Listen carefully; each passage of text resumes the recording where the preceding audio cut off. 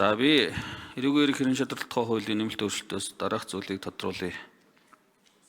Шүүх хуралдаанууд хойшилдгоо. Өнөөдрийн мөрдөж байгаа хуулиар. За тэгээд өмгөөлөгчийн гаргасан хүсэлтээр ингээд хэдэн ч удаа хойшлох болцоо боломжууд бий. За энэ нь өөрөө эргээд хэрэг хэн шийдвэрлэх үйл ажиллагаанд сөргөөр нөлөөлөх ийм одоо асуудал. Тэгээд одоо дуустгүй эцтөксөлгүй ингээд иргэнийг залхаадаг ийм байдал руу ордог. За энийг одоо бас өөрчилж байгаа юм байна.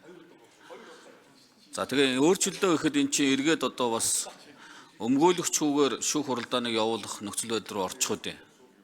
Эргээд нөгөө хүний эрхийг хангана гэж ингэж том малгайд ороо яриад байгаа. Хуулийн том өөрчлөлтүүд явж байгаа. Гэтэл эргээд одоо иргэнийг эрүүгийн ирэг дээр одоо бас өмгөөлөгчүүгээр хэргийг шийдээд явчих. За одоо хурдан шуурхай асуудлыг шийднэ гэдэг үндслээр за үндслэлгүйгээр одоо хурлыг хойшлуулахгүй байх энэ нөхцөл болцоог бүрдүүлнэ гэдэг энэ үднээсээ одоо ингээд өмгөөлөгчүүгээр хурлууд явчих нөхцөл болцоо үүсч хөдөө гэсэн болгоомжл байна. За ер нь одоо хэрэг хяналтын болоод давхын анхан шатн дээр ер нь одоо доод тал нь дээд тал нь ямар хэмжээнд хэрэгүүд хойшилж байна вэ?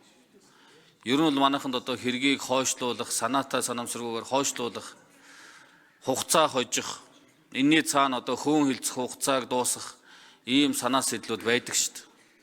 Хуралдаан дээр.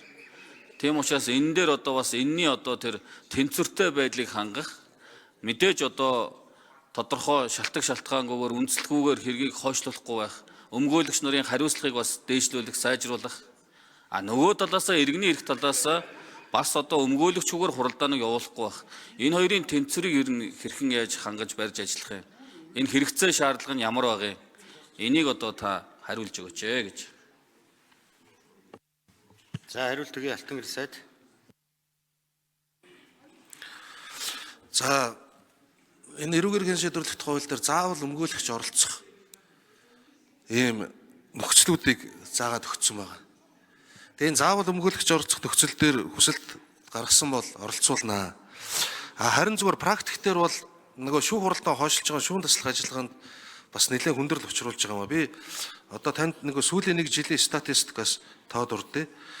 За нийт 33,154 эрүүгийн эргийн анхан шатны шүүх хуралдаан товлогдсон байгаа юм. 33,154 удаа. За энэс хойшилсан тоон 16,851 удаа хойшилж байгаа. 16,851 удаа. За энэ хойшилсноос энэ 16,000-ын 7,141 нь буюу 42.3% нь өмгөөлөгчөөс гаргасан хүсэлтийн улмаас шүүх хурал хойшилж байгаа. За иргэний ирэг дээр бол нийт товлогдсон шүүх хуралдааны тоо 59,177. 59,177.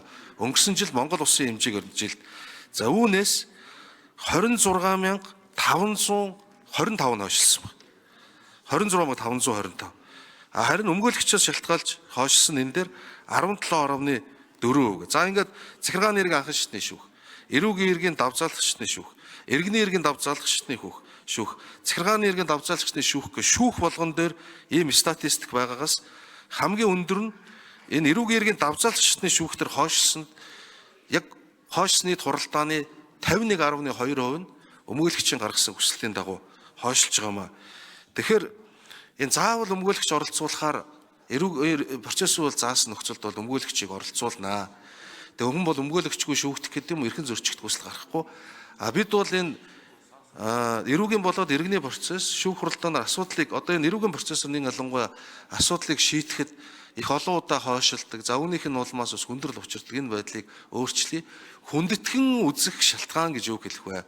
Ямар тохиолдолд хүндэтгэн үзэх шалтгааны улмаас хойшилж болох вэ гэдэг журмыг бид нэр тодорхой болгоё гэж. За тэгээ энэ маань цаашаагаас уялдахдаа өнөөдөр эрүүгийн процессын хууль дээр орж байгаа зүйл маань уялдаад цаашаагаа нөгөө хуульчийн ёс зүйн дүрм болон бусад зүйлүүдээр бас зохицуулагдаад уялдаад явчих зүйл байгаамаа.